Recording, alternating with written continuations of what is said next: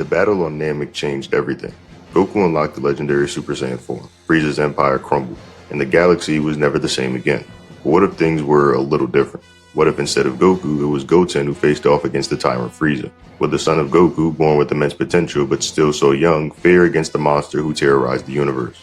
If you enjoy conversations like this and want to take part in deeper Dragon Ball discussions, I highly encourage you to join the Dragon Ball HQ Discord server. Link is below in the description. We'll be diving into this topic and more over there.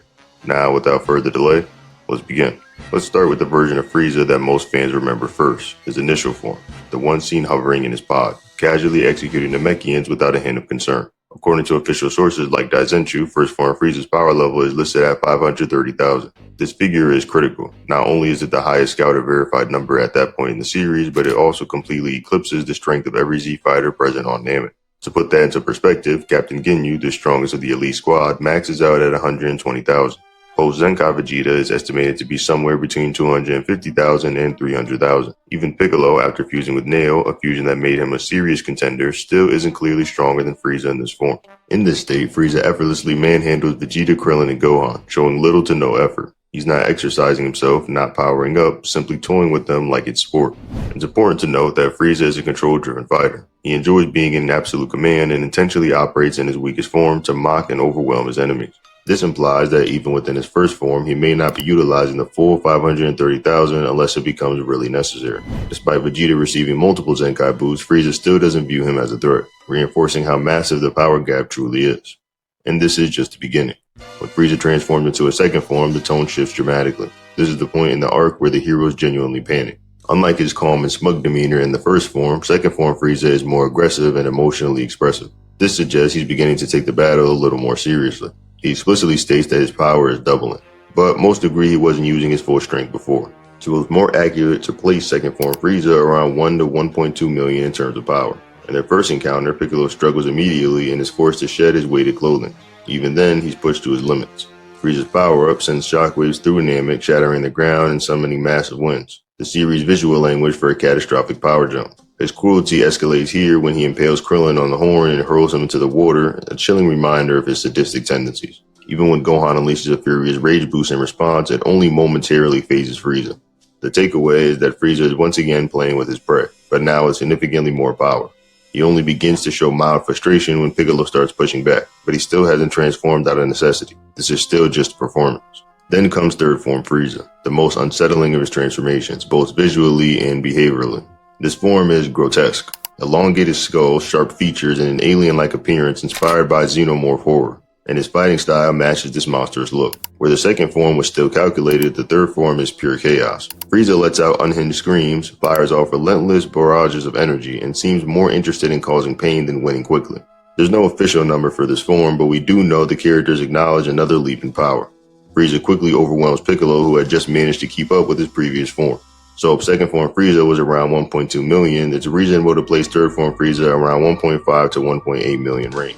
But everything changes when Frieza reveals his final form. The grotesque monster is now gone, and in its place stands a calm, streamlined version of Frieza, an embodiment of lethal precision and quiet confidence. This design isn't meant to intimidate, it's meant to convey control and elegance. In this form, Frieza hardly moves. He doesn't scream or flail. He simply is. And even after receiving multiple Zenkai boosts, Vegeta is no match for him. Vegeta unleashing everything he has, energy blast, confidence, bravado, and all, Frieza still casually brushes it all off. Arms folded, smiling, and barely lifting a finger. It's highly likely that Frieza is still holding back significantly in this state, possibly only using a fraction of his true strength. Estimates for his suppressed version of Final Form Frieza start at around 3 million and rise to 20 to 30 million by the time he begins fighting Goku more seriously. Once Goku arrives, things escalate. He uses Kaioken times 10 and even times 20, but Frieza continues to dominate. Even after Goku lands a massive spirit bomb drawing energy from across the planet, Frieza survives, although visibly injured. It's noted that the spirit bomb almost took him out. At this point, Frieza is done playing. Sometime after Goku becomes a Super Saiyan, Frieza decides to unleash 100% of his power. And with that declaration, everything shifts. His body bulks up, his aura explodes, and he screams with raw intensity. While there are no scouter readings beyond this point, the common consensus based on Goku's Super Saiyan performance and various guidebooks is that Frieza's 100% full power clocks in at 120 million. And for the first time in his life, Frieza is afraid. When Goten makes his debut in Dragon Ball Z, it's during the Majin Buu arc, and let's just say the kid wastes no time making waves. Despite being just 7 years old, he's already trained in martial arts under Chi-Chi's strict guidance, and shockingly, he becomes a Super Saiyan without much struggle at all. This moment actually sets a new benchmark in the series, since he becomes the youngest known Super Saiyan, surpassing even Gohan's early accomplishments. His transformation is sparked during a casual sparring match with his mom, a detail that often gets overlooked. Chi-Chi is stunned and immediately forbids him from ever using that form again. But of course, Gohan gets wind of it and absolutely has to see it for himself. The two brothers spar, and Goten ends up pushing Gohan harder than expected. Their match gets cut short when Videl shows up, but the implication is pretty clear. Goten's raw talent is nothing short of astonishing.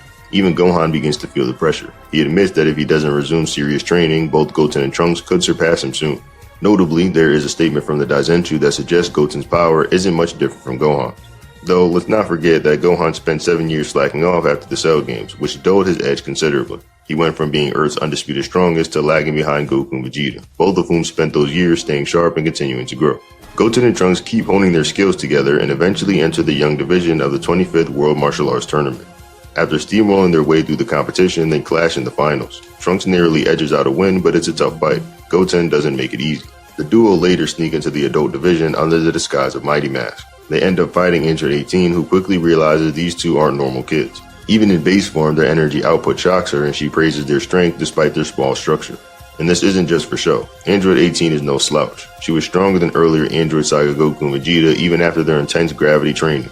A single Super Saiyan Ki Blast from the boys though is enough to make her sweat and dodge it rather than tank it. While some argue how close Goten and Trunks actually get to Android 18's level, what's not up for debate is that they continue to grow rapidly. Once exposed and disqualified, Goten shifts gears and prepares for something far more serious, learning the fusion dance. Goten tasks him and Trunks with mastering the technique in time to stop Majin Buu, and with Piccolo's help they get some accelerated training in the Room of Spirit and Time.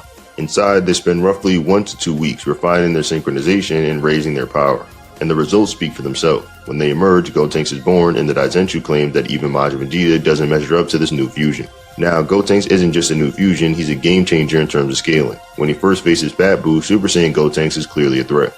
But after Buu transforms into Super Buu, the gap widens dramatically. This leads to a bold claim from Piccolo that base Gotenks might be able to fight Super Buu, something that should be mathematically impossible based on earlier scaling. But fusion gives us a unique lens to assess power-ups. If we assume that fusion dance multiplies both users' base strengths together and Gotenks needed to bridge a gap that was at least 50 times larger than before, that means each of the boys had to raise their own strength roughly 7-fold individually. That puts their base forms miles ahead of where they started. In fact, as Super Saiyans, both Goten and Trunks are now multiple times stronger than Super Saiyan 2 Gohan was during the Cell Games, since Goten in the beginning of the Buu saga was stated to have the same strength on par with Gohan. These two aren't just catching up, they're redefining the ceiling for what the next generation of hybrid Saiyans can become. Goten would easily slam Frieza in base form at the beginning of the Buu saga, and it's not even close.